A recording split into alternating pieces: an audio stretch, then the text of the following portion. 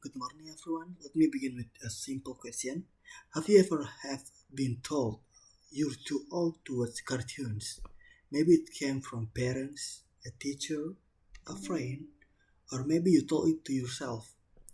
I've heard it many times, and for a long time, I've believed it because somewhere along the way, we learned that animation is for children and that series stories must be live action, realistic, or grounded in the real life world.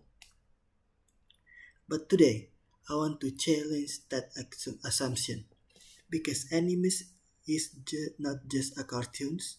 Anime is a storytelling medium, a cultural bridge, and for million people, a language that can speak directly to their inner lives. When people hear the word anime, they often think of exaggerated hair, colorful outfits, intense fight scenes, or cute characters with big eyes. And yes, anime have all of that, but anime is not defined by visual styles. Anime is defined what it dares to talk about. Anime talks about grief, about loneliness, failure, identity, the fear of being left behind, about the pressure to success, about the pain of growing up. These are not childish topics. These are deeply human experience. Let's look at some examples. In Naruto, we don't just see ninjas training and fighting. We see a boy who grew up as only rejected by our community, desperately wanting to be seen and acknowledged. Naruto's greatest battle is not against enemy, it's against the belief that he is unwanted. In Attack on Titan, we don't just see a giant monster destructing city. We see question about freedom, war, nationalisms, and the moral cost of survival. The series asks uncomfortable question. Is freedom worth endless violence? Can hatred even truly end? Who decide who the enemy is? And we talk about uh, new anime. We talk about a different anime. In Your Name, a beautifully animated romantic film. We don't just watch a love story. We witness longing, memory, loss, and the terrifying idea that something precious can disappear without warning. The story stays with us because they reflect real emotion. Sometimes emotion we don't yet have the words for. One reason anime resonates so deeply with people around the world because it respects its audience. Anime does not always give easy answers. Sometimes the hero fails, sometimes the villains make sense, sometimes the endings hurts. And that's important because real life rarely give us neat conclusions.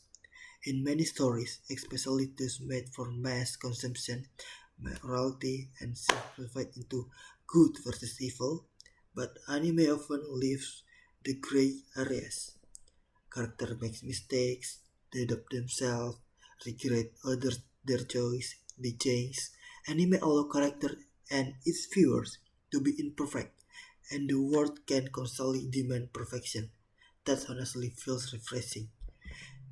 Anime also have a unique relationship with time and growth. Many anime series follow characters over years, sometimes decades. We don't just watch them succeed, we watch them struggle, fail, train, fall, and stand up again. Along from storytelling mirrors real personal development. Growth in anime is slow, painful, uneven, just like in real life. Anime teach us that progress is not instant, and that becoming stronger does not mean becoming emotionless. I wonder is another important aspect of anime is culture. Anime is deeply rooted in Japanese history, philosophy, and social values. Through anime, viewers around the world encounter concepts like gambaru, the idea of enduring hardship and doing your best, harmony and society, and respect for elders and community. At the same time, anime is just not afraid to critique its own society. Many anime explores academic pressure, work culture, work culture, isolation in modern cities, and the fear of not meeting expectation. So while anime introduced us to Japanese culture, it also reflects us universal struggles. That's why a teenager in Indonesia can watch an anime and think, "That's me. That's how I feel." Anime crosses borders because emotion has no nationality. For many people, anime is more important than entertainment. It's because a companion. Some people discover anime during loneliness, some during grief, some during moments that real life feels overwhelming. Anime characters become source of comfort, motivation, and even survival. There are people who say, "This character helped me get through depressions. This story makes me feel alone. This anime gave me hope when I had none." And that matters. Story shapes how we understand ourselves. They shape how we understand others. Anime give Anime gives people permission to feel deeply, to cry, to hope, and to imagine a better version of themselves. Anime also an important role in identity. Many anime protagonists feel like outsiders. They don't fit in. They are misunderstood. They struggle to find their place. For viewers who feel the same way, this representation is powerful. Anime doesn't say you are broken; it says you are still becoming. And sometimes that message arrives at exactly the right moment. So why is anime still often dismissed? Why is it labeled childish, weird, and not serious? Part of the answer lies in how we define maturity. We often confuse maturity with seriousness, with emotional distance, with realism, with restraint. But maturity is not about suppressing emotional. Maturity is about understanding it. Anime does not avoid emotion, it embraces it. It exaggerates it, visualizes it, and by doing so, it helps people process feelings that are others difficult to express. Let me ask you this. If story makes you reflect your own choice, if it teaches you empathy, if it stay with you long after it ends, does it really matter whenever it is animated? Anime is not about escaping reality. Anime is about engaging with reality through an imagination. It reminds us that growth is painful, that trying to learn, that healing takes time, and that even broken characters can keep moving forward. And maybe, just maybe, by watching them do that, we learn how to do it ourselves. So the next time someone says, "Anime is just cartoons," I hope you'll remember this. I hope you'll remember this. Anime is a language of emotion, a language of experience, a language that speaks to millions of people across culture and generation. And like any powerful language, it deserves to be listened to. Thank you.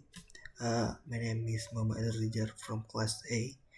Uh, I hope this will help to understand more about anime. I know it's not really perfect thing to say for this. Uh, the last program. This will me. This just something I want to say. Uh, Maybe for the video because I just like anime. I watch it from kids. I watch it from. I'm just a little human being. I watch it from. I watch it just when I need something to watch as a kid. No, it like It's just a cartoon for kid, but I still watch it since now because I know it's not really just that, really just a cartoon. I know it's have a deeper meaning to life, and maybe that's all I can say. Thank you to watch the video.